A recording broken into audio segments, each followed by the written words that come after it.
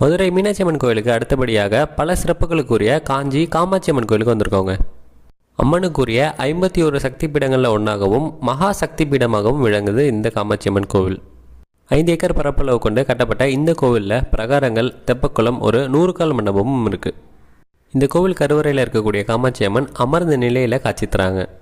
ஆரம்ப காலத்தில் இங்கே இருக்கக்கூடிய அம்மன் ரொம்பவே உக்கிரமான நிலையில் இருந்ததாக நம்பப்படுது. அதனால் இந்த அம்மனை உக்கிர சொரூபிணி அப்படின்ற பெயரால் அழைச்சிட்டு வந்தாங்க. ரொம்பவே உக்கிரமாக இருந்த அம்மனை ஆதிசங்கரர் சாந்தப்படுத்தினாராம். மனசை ஒருநிலைப்படுத்தி இங்கே இருக்கக்கூடிய அம்மனை வணங்கும் போது அம்மன் கண்களை சிமிட்டுற மாதிரி தோன்றுமாம்.